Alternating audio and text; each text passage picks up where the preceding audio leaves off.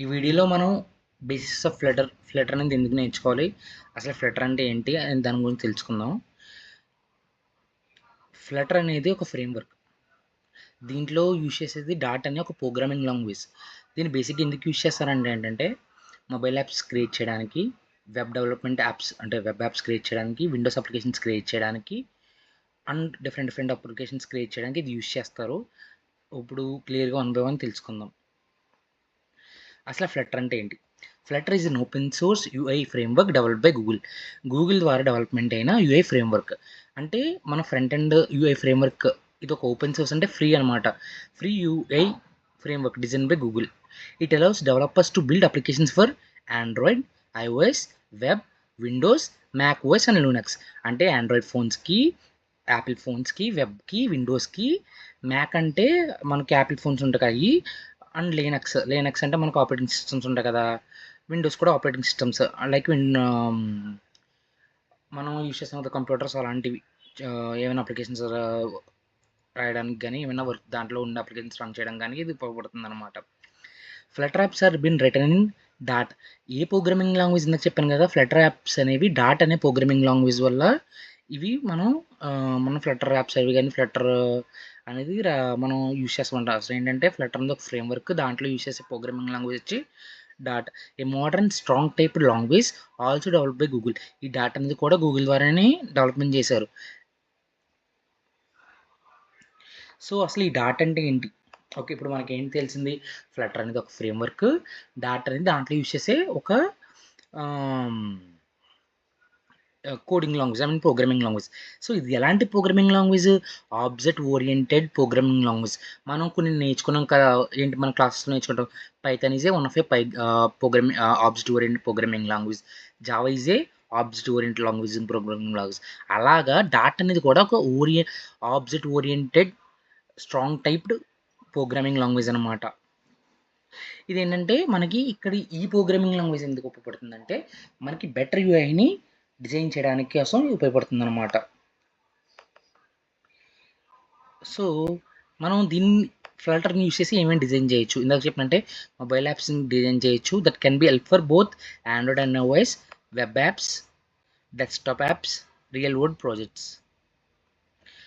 ఎందుకు అసలు మనం ఫ్లటర్ అనేది ఎందుకు నేర్చుకోవాలి?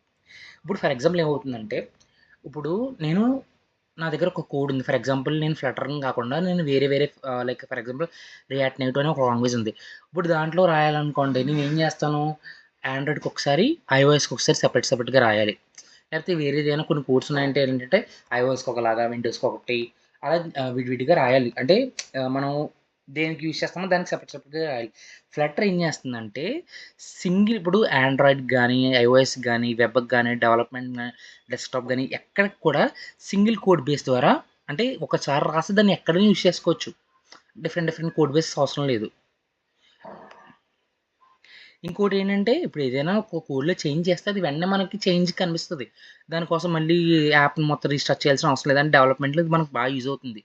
రిచ్ విజెట్ లైబ్రరీ అంటే ఏంటంటే ఫర్ ఎగ్జాంపుల్ మనకి బ్యాక్ స్పేస్ ఇప్పుడు ఫర్ ఎగ్జాంపుల్ మొబైల్ తీసుకున్నాం అనుకోండి, ఆ మొబైల్లో బ్యాక్ స్పేస్ లేకపోతే విజెట్స్ ఉంటాయి. మీరు సెంటర్ బటన్ క్లిక్ చేశారనుకోండి మొబైల్లో, మొబైల్ అంటే లైక్ డౌన్ ఉంటుంది కదా, ఆ డౌన్లో ఉన్న సెంటర్ బటన్ క్లిక్ చేస్తే పైకి కొన్ని వస్తాయి. లైక్ మన రీసెంట్ యాప్స్ అవి కానీ అవన్నీ కూడా విజిట్స్లోకి వస్తాయి అనమాట. Industrial demand. ఇంకోటి ఏంటి, ఇది మనకి ఫ్లటర్ అనేది చాలా వాల్యుబుల్ అనమాట. ఈ రోజు బయటకు వెళ్ళిన తర్వాత ఫ్లటర్ మనకు వచ్చంటే కనుక డైరెక్ట్ జాబ్ ఆపర్చునిటీస్ అయితే ఉన్నాయి. సో దీనివల్ల అంటే single code base, hot reload, rich విజిట్ లైబ్రరీ, ఇండస్ట్రియల్ డిమాండ్ ఉండడం వల్ల ఫ్లటర్ అనేది ఖచ్చితంగా నేర్చుకోవాల్సిన అవసరం మనకైతే ఎంతగానో ఉంది. ఇది ఆల్రెడీ చెప్పాను కదా, ట్రెడిషనల్ అప్రోచ్ ఏంటంటే ప్రతిదానికి సింగిల్గా కోడ్ రాసి అది యూజ్ చేస్తారు. ఫర్ ఎగ్జాంపుల్ ఆండ్రాయిడ్కి, ఐఓఎస్కి, వెబ్కి అలా దేనికి సెపరేట్ కోడ్గా యూజ్ చేస్తారు. అదే ఇన్కమింగ్ టు ఫ్లటర్ ఏంటంటే అన్నిటికీ కూడా ఈ ఫ్లటర్ని యూజ్ చేసి ప్రతిదానికి యూజ్ చేసుకోవచ్చు అనమాట, సింగిల్ కోడ్ బేస్. సో ఇది చాలా పవర్ఫుల్ అండ్ చాలా మంది యూజ్ చేసే అప్రోచ్ ఇది.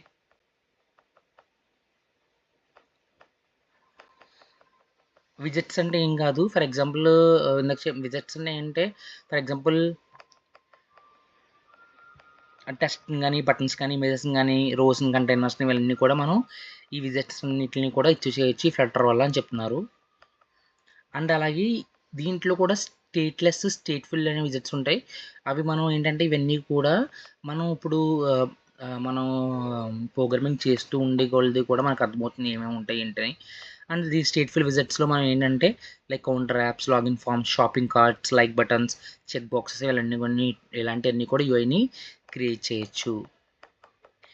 ఇందాక చెప్పాను కదా hot reload and project research అంటే కోడ్ చేంజ్ చేసిన తర్వాత మళ్ళీ యాప్ అంతా రీస్టార్ట్ అవ్వకుండా కూడా కోడ్ ఎడిట్ చేసిన వెంటనే సేవ్ అవుతుంది. సేవ్ అయిన వెంటనే కూడా చేంజెస్ అనేది మనకు కనిపిస్తుంది. ఫర్ ఎగ్జాంపుల్ మీరు మీకు చూసుకుంటే కనుక మనకి యాప్ అనేది మెయిన్ డాట్ అని కొంచెం మనకి ఇక్కడ ఇలాగా మనకి మీరు ఇన్‌స్టాల్ చేసుకున్నారనుకోండి, మనకి ఫ్లటర్‌ని గానీ, డాట్ అనే ప్రోగ్రామింగ్ లాంగ్వేజ్‌ని గానీ, అంటే ఫ్లటర్ అనే ఫ్రేమ్‌వర్క్‌ని ఇన్‌స్టాల్ చేసుకుంటే కనుక, మనకి ప్రోగ్రామింగ్ లాంగ్వేజ్ రాసుకున్నప్పుడు ఇలాగ మనకి మెయిన్ డాట్ అనేది అంటే ఇక్కడి నుంచి మనకి ఏదైనా రాస్తే మెయిన్ డాట్ అనే ఇది మెయిన్ ఫైల్ అంటారు. ఇక్కడి నుంచి స్టార్ట్ అవుతుంది.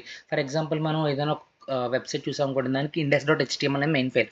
అలాగా ఫ్లటర్‌కి ఏదైనా మెయిన్ ఫైల్ ఉందంటే అది మెయిన్.డాట్ అది మెయిన్ ఫైల్. ఇది నేను నార్మల్‌గా క్రియేట్ చేసిన ఒక ఫస్ట్ యాప్‌కి సంబంధించిందండి. ఇది డీటెయిల్‌గా మనం రన్ చేసి ఎలా వర్క్ అవుతుంది ఏంటి అనేది కూడా మనం చెక్ చేద్దాం. దీంట్లో మీకేమైనా డౌట్స్ ఉన్నా ఇంకేమైనా ఫ్లటర్ గురించి తెలుసుకుందాం అనుకుంటే మన ఛానల్‌ని కంటిన్యూగా వాచ్ చేస్తూ ఉండండి. Thank you.